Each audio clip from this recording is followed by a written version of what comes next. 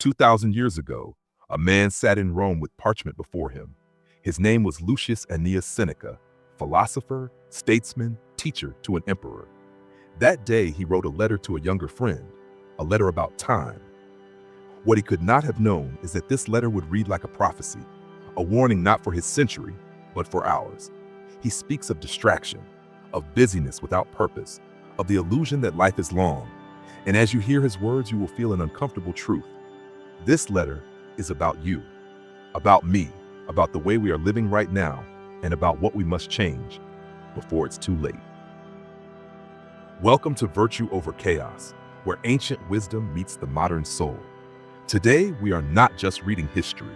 We are walking with Seneca through the streets of Rome and into the heart of your daily life. This is not a casual conversation. It's a wake-up call. Because in the quiet space between these words lies a question. What have you done with the hours you've been given? By the end of this hour, you will know exactly what Seneca meant when he said, "It is not that we have a short time to live, but that we waste much of it." And if you want more of these deep dives into Stoic thought, more wisdom that you can feel in your bones, subscribe, like, and share this video. That one click could bring this message to someone who is wasting their life without even knowing it. Historical immersion, painting the world of Seneca. Picture it, Rome, 1st century AD. The city hums with power. Senators stride in their robes, merchants shout in the markets. Slaves carry amphorae of wine down cobbled streets. The air smells of bread and olive oil. Seneca, now in his 60s, has seen the heights of influence and the depths of danger. He has served under emperors. He has walked the razor edge of politics. He has been exiled, accused, and yet, here he is, writing letters about philosophy. Why? Because he has learned the most precious truth a man can know. Titles can be stripped, wealth can be stolen, power can fade. But time, once it slips from your hand, it is gone forever. And so he writes to Lucilius, not to discuss the Senate's debates or the empire's wars, but to talk about something far more urgent, how to live before life runs out. Section 2, the illusion of endless time. Seneca begins with a simple but devastating truth. We are generous with the least important thing we have, and miserly with the most important. Money, we guard it. Reputation, we protect it. But our hours, we let them slip away as if they were worthless.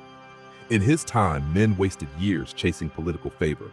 Women wasted decades trapped in social games.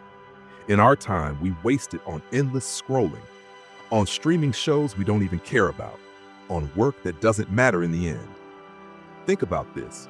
If a stranger stole your wallet, you'd call the police. But if they stole an hour of your time, you might not even notice. Seneca writes, "It is not that life is short, but that we make it so." Insert a modern parable about someone who loses years to distraction. Story of a man who checks his phone one morning and looks up a decade later having done nothing meaningful. Section 3, the trap of busyness. Busyness, the silent killer of meaning. The Romans had it. We have it. The tools have changed, but the trap is the same. Seneca saw men racing from meeting to meeting with urgent faces, accomplishing nothing that truly mattered. He would look at our modern hustle culture and see the same disease. The calendar packed with meetings, the inbox overflowing, the constant notifications. We confuse being in motion with making progress. And yet, a man can run in circles all day and end up exactly where he started. Section 4, Seneca's Cure. Seneca's cure is deceptively simple. Own your hours. Guard them like treasure. Spend them only on what adds meaning, wisdom, or beauty to your life. He reminds Lucilius and us that death is not in the future. It is already stealing our days, one by one. This is the essence of memento mori. Remember that you must die, not to frighten you, but to sharpen you. He tells us, if you knew the exact number of days you had left, you would waste none of them. So live as though you do know. Section 5, modern applications. The social media trap, the someday problem, the myth of multitasking, the false promise of more time later. Seneca's words echo through every app, every office, every home today. They whisper when you say, "I'll do it someday." They call to you when you think, I'll start living after this project, after this raise, after I retire. But the Stoic knows later is a lie. The only day you ever truly have is today. Section 6, the final challenge. Seneca closes his letter with urgency. Do not wait for life to begin. The whole future lies in uncertainty. Live immediately.